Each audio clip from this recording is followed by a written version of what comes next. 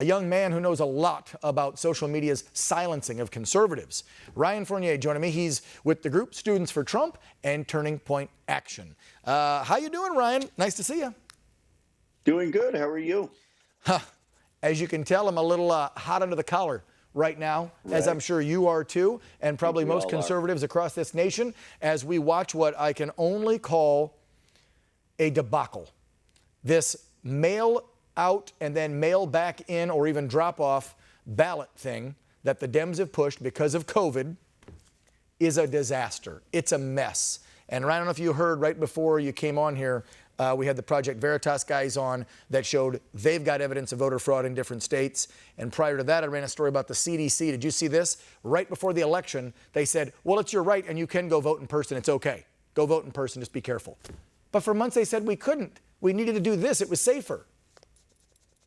Yeah, I mean, you're 100% right. We've been going back and forward with this for months. The Democrats pushing these mail-in ballot initiatives and all of a sudden turning the corner on it just a couple of weeks ago, saying vote in person. It's absolutely incredible. It's unprecedented, the amount of ballots that people submitted by mail, and they thought that this could all be handled by our U.S. Postal Service, which can barely get a birthday card delivered on time. And now we're seeing stuff from Project Veritas, amazing footage, by the way, a United States postal worker saying that in Michigan, all across the state, supervisors were demanding and telling staffers to backdate ballots that came in after Election Day. These are ballots that you wouldn't normally count. These wouldn't be considered legal ballots since they didn't make the deadline in Michigan. But yet the United States Postal Service was telling all their workers November 4th, November 5th, backdate these ballots to November 3rd. It's incredible. Wow. And that's not just it. You know, I've been watching your Twitter and other accounts, and probably some of your tweets have been flagged, suppressed, just all of a sudden blocked, whatever. I've seen video now of them not allowing GOP vote counters in Pennsylvania, didn't allow them in Detroit, Michigan, stopping them in Arizona. Why wouldn't you want folks from both sides in the count room watching? Right, yeah. This is really interesting you mentioned it, because in PA this morning, right, we saw the news breaking that, the Trump campaign got an appellate court judge to come out and grant them immediate, unfettered access into these rooms, 6 feet distance in Philadelphia. And now we're hearing right after they were denied access by a private attorney for the city of Philadelphia. Her name's Michelle. Denied access, saying that they're going to appeal it. So they're not listening to the judge's order. But that's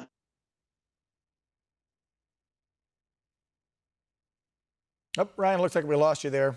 And if we can get his signal back in there, it froze for a second. And we'll hang with him to see if we can fix that. Guys, any chance we can fix that link, or do we lose him totally? All right. Looks like we lost him. Might have to try and dial that back in, see if we can get Ryan. In the meantime, if that's not going to come back around, we'll move on. Coming up right here on Real American. I apologize, Ryan, if that was on our end or on your end, but we will see if we can get him back on the show real soon. It happens. It's technical issues. We don't have them as much as these ballot counting things that are happening around the country going on right now, though, do we? All right, coming up. He's been organizing cleanup efforts in Democrat cities across the country for months now.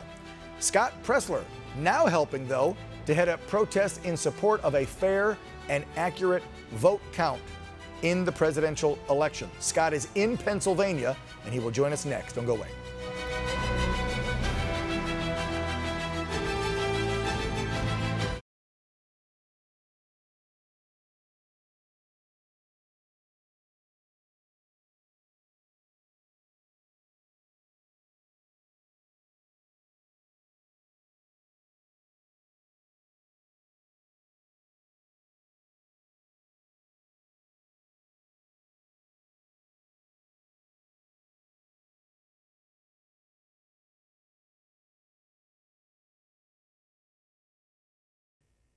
Welcome back. All right, it looks like we got those technical difficulties worked out there. And our previous guest, Ryan Fournier, is with the Students for Trump and also Turning Point Action. Ryan, can you hear me now? I'm hearing you loud and clear. All right, I didn't want that to get cut off. You were right in the middle of making a point about what's happening in Pennsylvania right now. And if folks were watching, we already kind of set the stage that the GOP workers were allowed in to watch what was going on with the vote count, along with Democrat poll watchers. They were allowed to watch the count. And then a local Democrat stopped that at a local court level. Now they're going to the state Supreme Court to try and keep GOP viewers out from watching the count. That's what you've heard. That's what's going on, correct? That's 100% right. And, I have to say, 50 plus million Americans who voted for Donald Trump, they're looking at this and they want to believe that the system is transparent. They want to believe that everything that's happening is 100% to the book and it's being done with goodwill. But it's hard to do that when you're looking and you're seeing in Michigan 170 plus thousand votes given to Biden after they stopped counting ballots on election night. We wake up and he's winning the state all of a sudden, right? We're looking at now, stamping ballots in Michigan. When Americans see this, they start to lose trust in the process. And I have a hard time believing that they're going to accept the results of this election with all of what's going on in the country. So, yeah, I think it is up to the courts. And the courts are going to have to step in here and do something because there's a lot of irregularities, whether Twitter and Facebook won't admit to it because they're not going to. They've already marked half of my tweets, half the president's tweets as being false with no evidence or accuracy whatsoever. So, yes, this is going to go in the courts. It's going to be in the courts in Arizona and Georgia and Pennsylvania. Yeah, unfortunately, it needs to. And what I'm really worried about is in the future now, it has eroded any faith and confidence that the American voter will have in this system because we've seen corruption, whether it's the guy crumbling up and flipping off the ballots that we saw in video I ran a little bit ago, or it's people giving Sharpies out to people to vote in Arizona, knowing Sharpies aren't allowed, only pens and pencils, to the predating the stamping in Michigan and then what's going on in Pennsylvania. It's like every one of these key battleground states, they were set up to make sure the fix was in. It's a sad, 100%. sad day for our country right now. All right, Ryan, I'm so glad we got you back on to wrap up that final thought there with you. Stay safe, and hopefully the next time we have you on, we can talk about the next 4 years of a Trump presidency and not still be talking about counting ballots. Let's pray for America, Dan. Thank you for having me. Yeah, we need to. Appreciate it.